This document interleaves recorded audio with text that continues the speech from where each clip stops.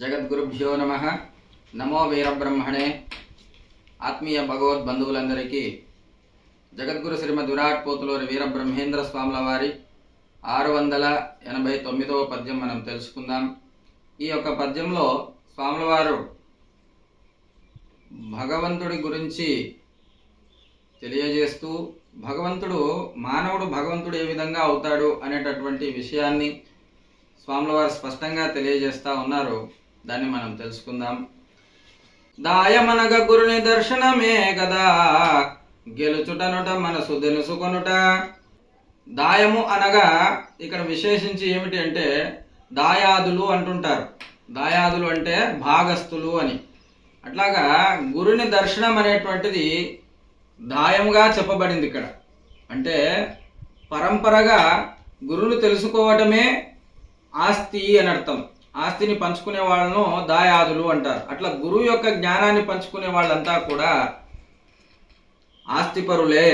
ఇక్కడ విశేషించి చెప్తా ఉన్నారు. దాయం అనగా గురుని దర్శనమే కదా. గురు దర్శనం అనేటువంటిది ఏదైతే ఉన్నదో అది దాయము అన్నమాట.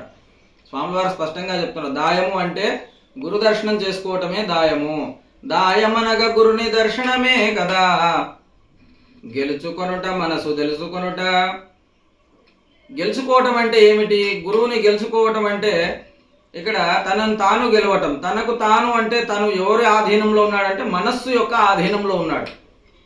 మనిషి ఎవరి ఆధీనంలో ఉంటాడు అంటే మనుష్యాణం మనహేవ ప్రధానం. మనుష్యుల్లో మనస్సు అనేటువంటిది ప్రధానమైనది.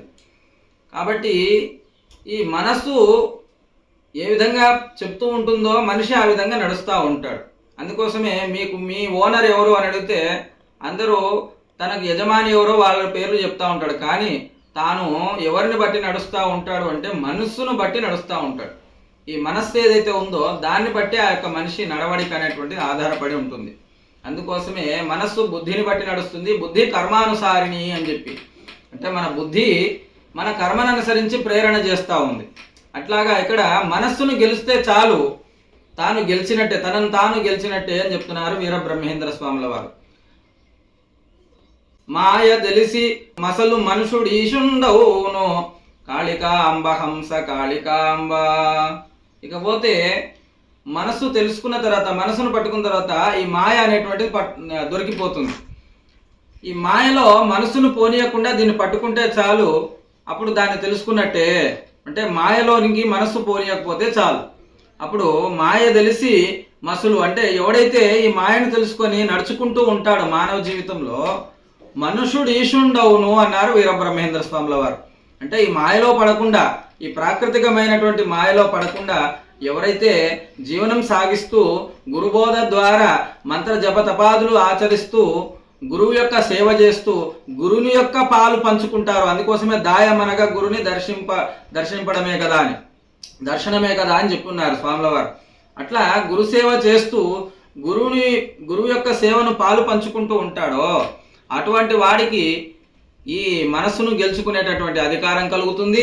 ఆ తర్వాత మనస్సును గెలిచిన తర్వాత మాయను గెలిచేటటువంటి అధికారం కలుగుతుంది. తర్వాత మాయ గెలిచిన తర్వాత తాను మనుషుడు ఈశుండవును అన్నాడు వీరబ్రహ్మేంద్ర స్వాముల వారు. కాబట్టి అప్పుడు ఈ మనస్సుని మాయని అతిక్రమించి అప్పుడు తాను ఈశుండవుతాడు అని చెప్పేసి వీరబ్రహ్మేంద్ర స్వాముల వారు స్పష్టంగా ఈ పద్యంలో మనకు తెలియజేస్తున్నారు. కాబట్టి బ్రహ్మేంద్ర స్వాముల వారి బోధన అనుసరించి మనం చక్కగా వీరబ్రహ్మేంద్ర స్వాముల వారిని పూజిస్తూ వీరబ్రహ్మేంద్ర స్వాముల వారి యొక్క సాహిత్యాన్ని మనం అధ్యయనం చేస్తూ వీరబ్రహ్మేంద్ర స్వాముల వారి బాటలో మనము అందరము నడుద్దాం. మంగళం మహత్.